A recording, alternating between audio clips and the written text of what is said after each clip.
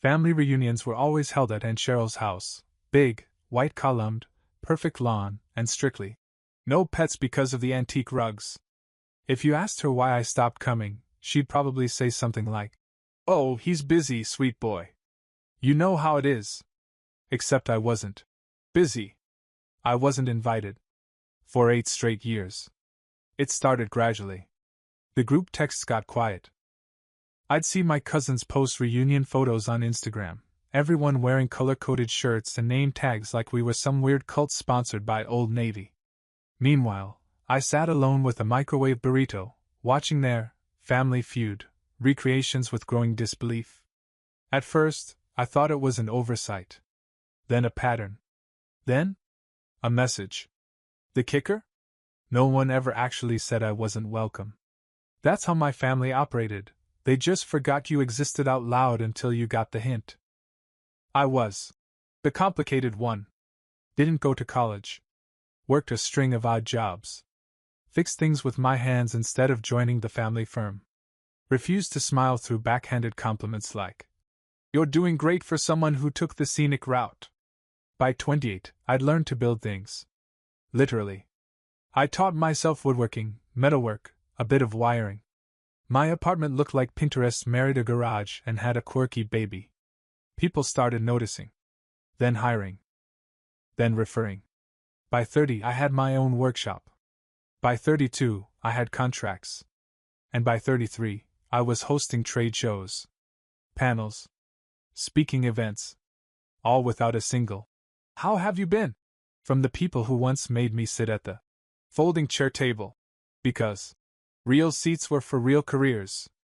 But I didn't stew in it. I worked. I found friends who felt like chosen family.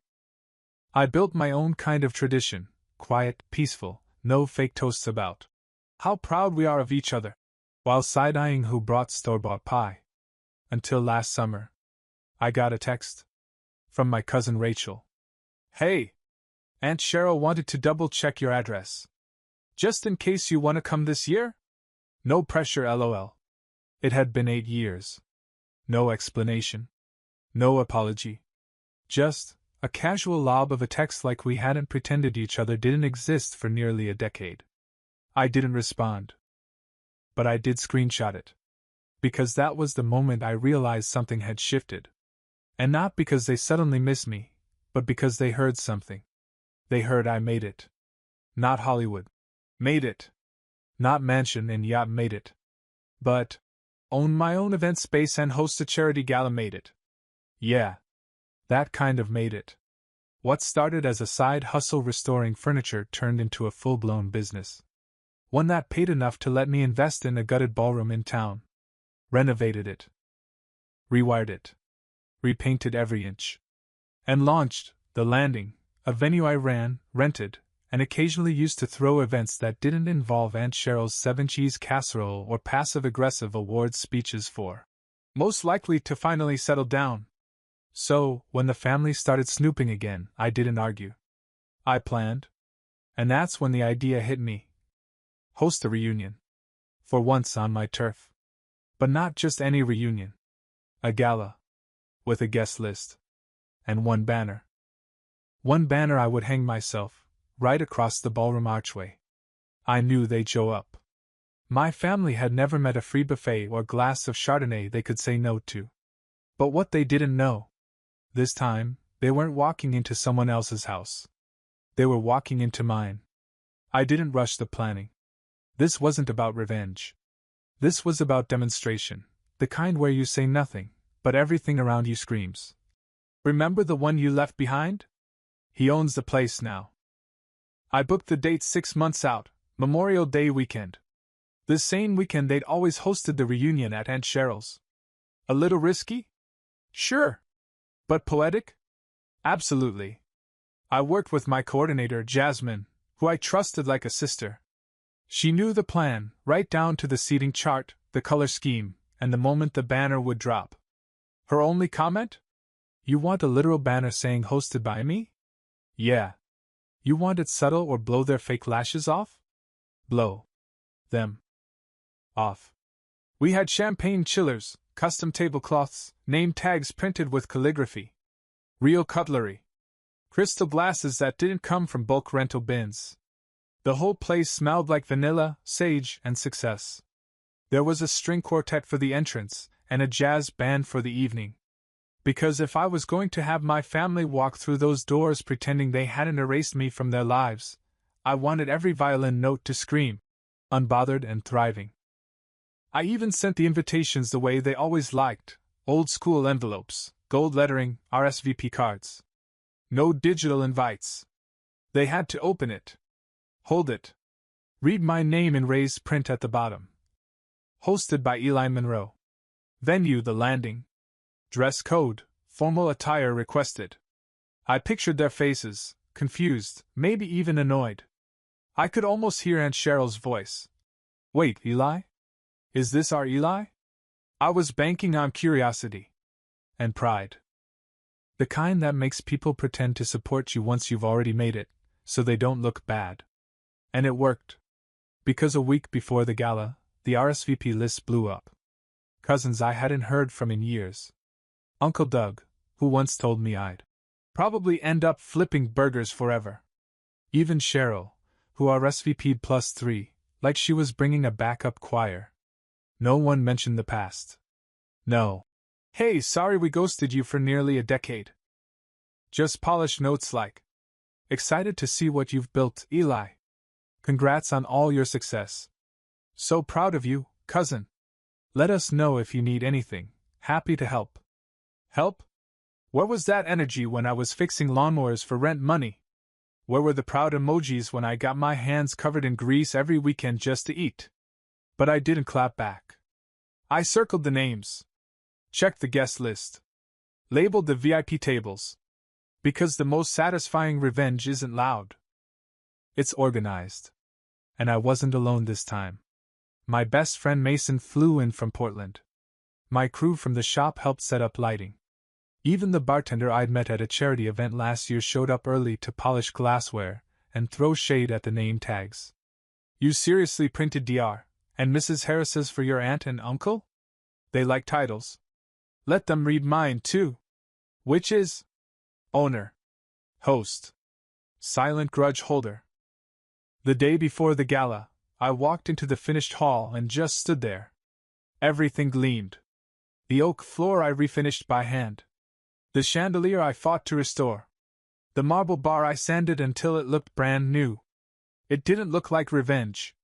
It looked like an arrival. And just above the archway, covered by a velvet cloth, waited the piece de resistance, the banner. White silk. Black script. And when the moment came, it would drop cleanly, right above their perfect little heads. Welcome to the annual gala hosted by me. I didn't have to raise my voice. I just had to raise the curtain. The gala started at 6 p.m. At 5:42, the first car pulled into the lot. It was a shiny black SUV, spotless, expensive, and absolutely reeking of, we can't afford this, but we're trying to look like we can. Out stepped Aunt Cheryl, her second husband, a.k.a. Uncle Chad, who once told me I should wear nicer boots if I wanted respect, and her two grown kids, my cousins, in matching navy suits like they were auditioning for a toothpaste commercial. I watched from the balcony above the lobby, behind tinted glass, sipping sparkling water like it was champagne. I didn't want to make a grand entrance. I wanted them to settle in first, get comfortable. Let the tension marinate. Jasmine greeted them with her signature flawless grace. Welcome to the landing. Name, please?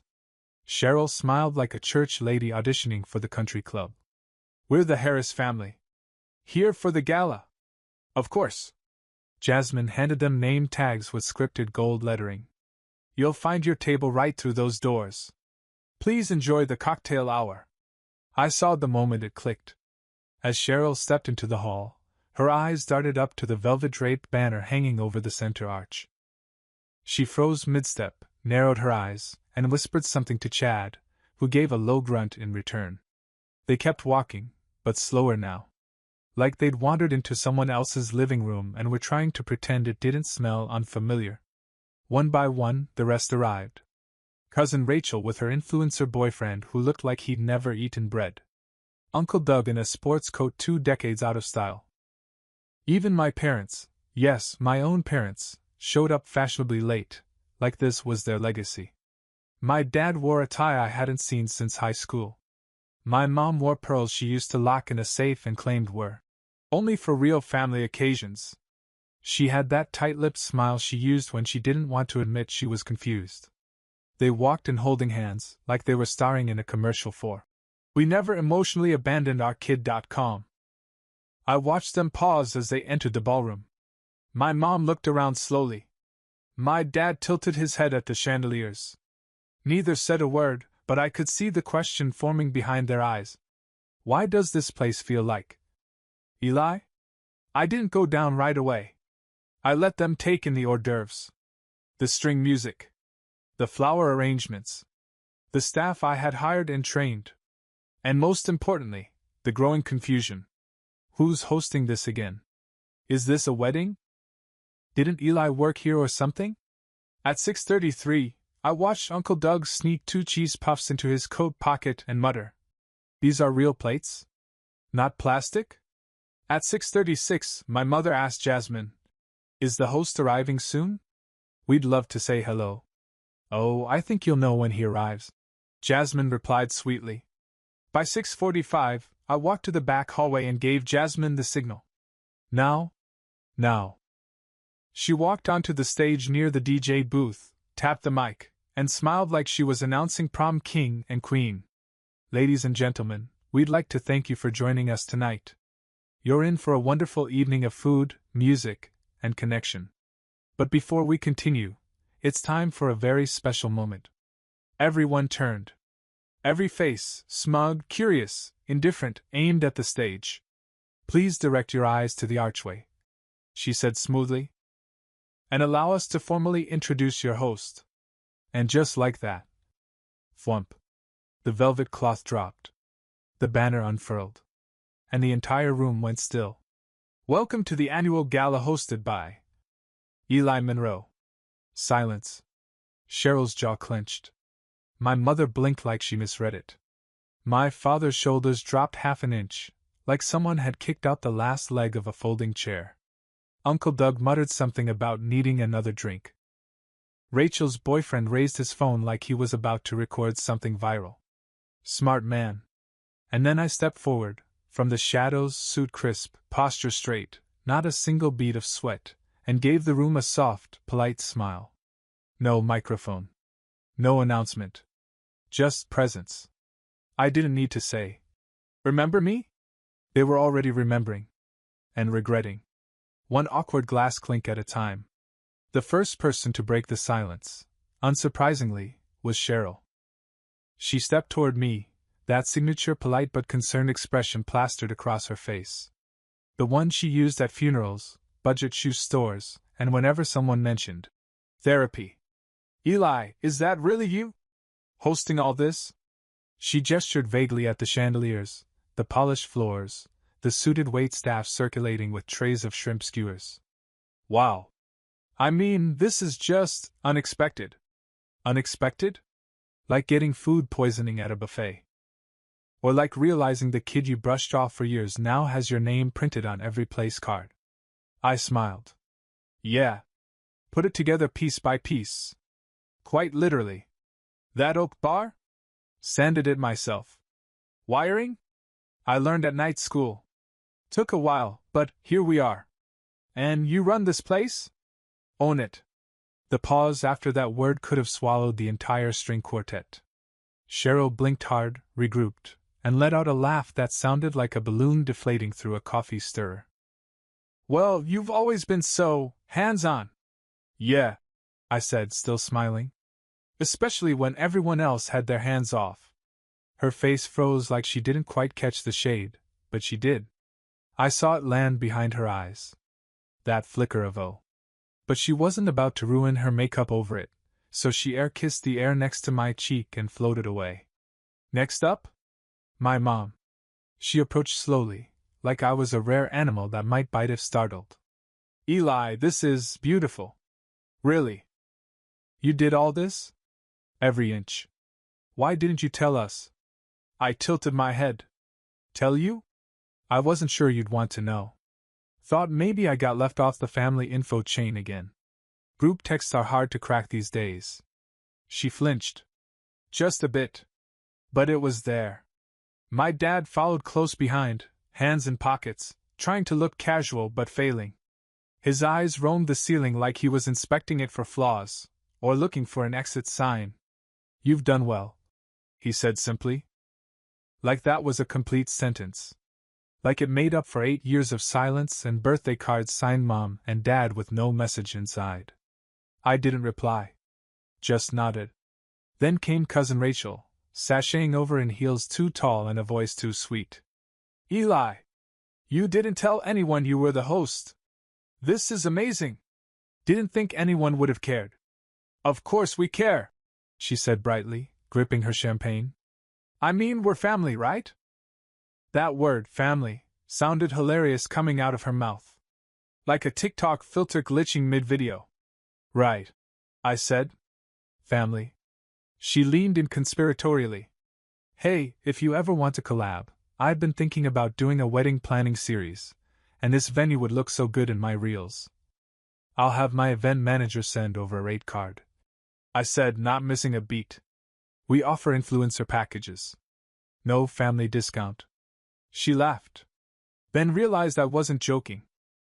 As I moved through the crowd, it was the same pattern: wide eyes, soft smiles, hands gripping wine glasses just a bit too tightly. People are trying to backpedal without looking like they were backpedaling. The whole night turned into a twisted dance of fake apologies and cautious admiration. But I didn't explode. I didn't yell. I didn't throw anything or call out years of neglect by name. I just hosted. Flawlessly. Every toast, every detail, every lighting cue hit like clockwork. And the more I smiled, the quieter the room got. Because nothing is louder than the success of the person you tried to erase.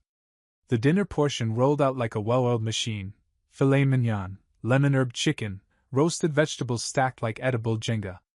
Everything was elegant, plated like we were filming a Michelin ad. People pretended to talk about the wine pairings, but let's be real, all they could taste was awkward tension.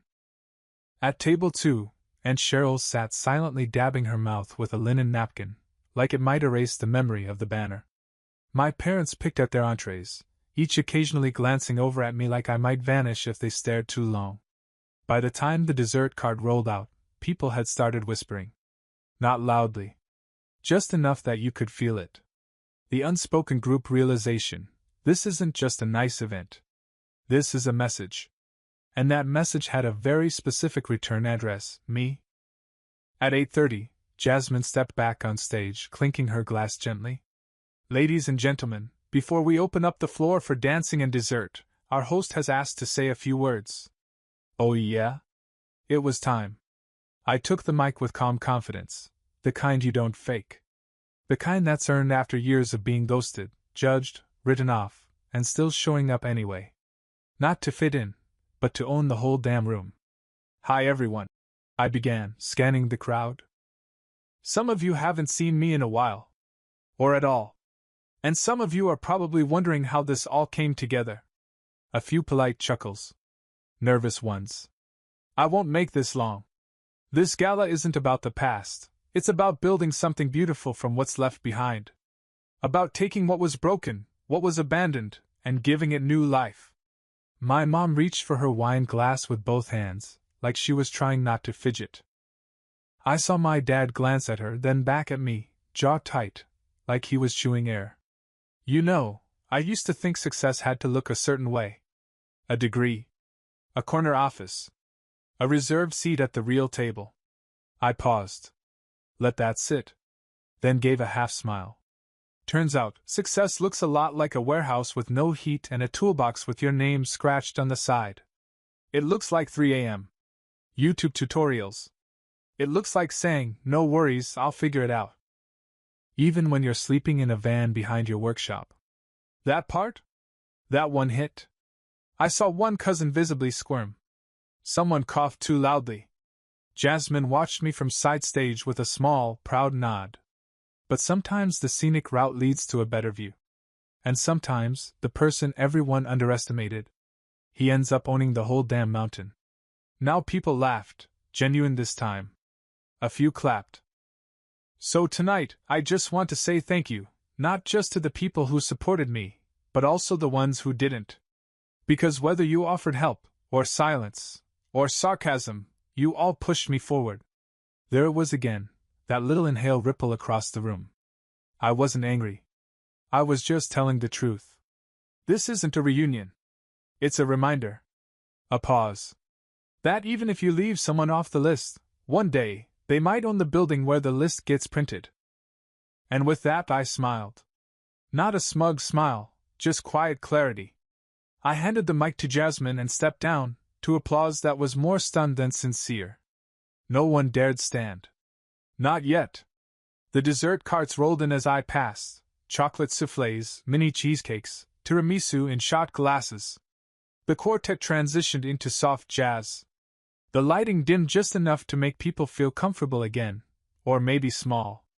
Rachel was the first to break the silence. Okay, Eli's actually iconic. One of my uncles nodded like he just realized I wasn't still 17. My dad just stared. But my favorite moment? My mom leaned in toward him and whispered something. I didn't hear it. But I saw him shake his head slowly and mutter. Don't say anything. We've done enough. Damn right you have. The rest of the evening unfolded like a slow-motion unraveling. People tried to act normal. Toasts were made. Champagne flowed.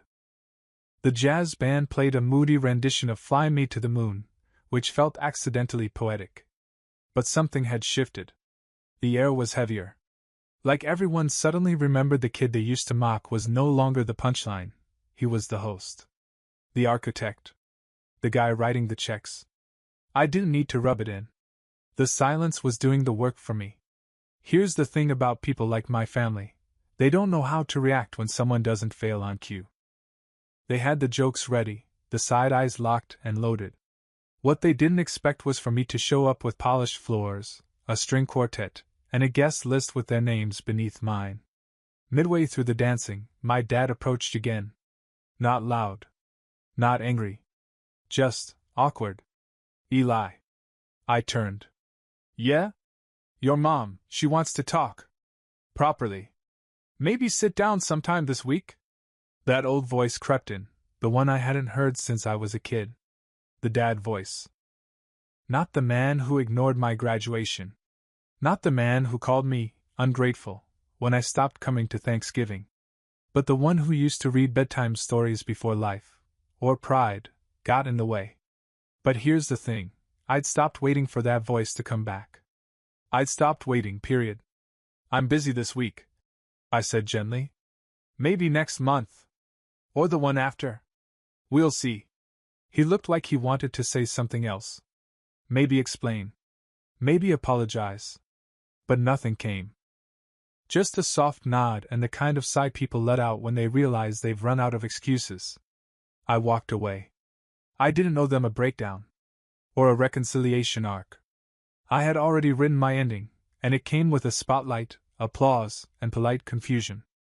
A few minutes later, I caught my mom alone by the dessert table, staring blankly at a tray of untouched tiramisu cups. I walked past her, not stopping, just a glance. She opened her mouth like she might say something. But then her lips pressed together, and she looked down at her heels instead. Regret doesn't always come in tears. Sometimes it shows up in silence. The guests left in waves. Some hugged me too tightly, the kind of hug that says I was never one of the bad ones, even when they were. Some avoided eye contact altogether. Cheryl brushed past me like I was part of the furniture. Her husband offered a stiff handshake and muttered, "Hell of a venue." "Thanks," I said. "It was built from scratch." He blinked at me.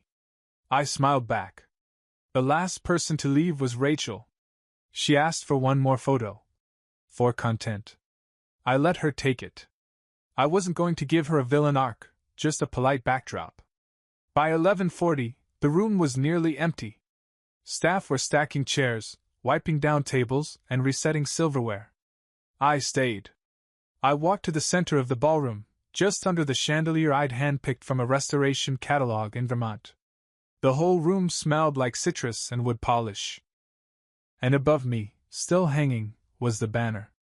Welcome to the annual gala hosted by Eli Monroe. I stared at it for a long time. Not to admire the calligraphy, but to absorb what it meant. They hadn't included me in years. But now, they had to walk through a door with my name on it just to get to dessert.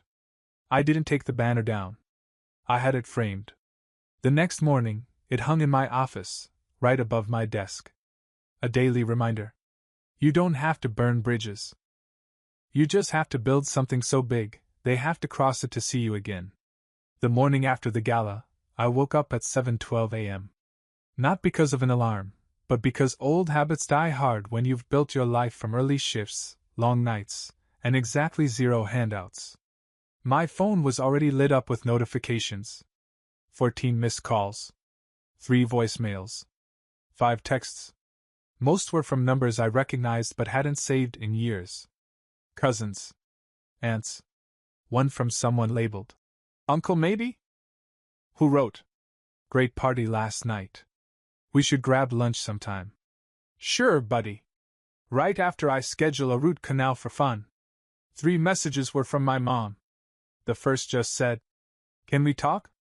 The second came 20 minutes later. "We're proud of you." The third? A photo of me as a kid, standing in the driveway with a crooked birthday hat and a confused smile. You've always had it in you. I stared at it longer than I should have. At 9:03 a.m. Rachel posted a filtered story of herself posing next to the dessert table with the caption, "Family love is everything, 2 hearts dizzy, #blessed, #famfirst." It was hard not to laugh. The same person who hadn't spoken to me in 5 years now acting like she helped hang the lights. By 10:45, there was a knock at the front door of the venue office. I checked the security camera. It was my mom.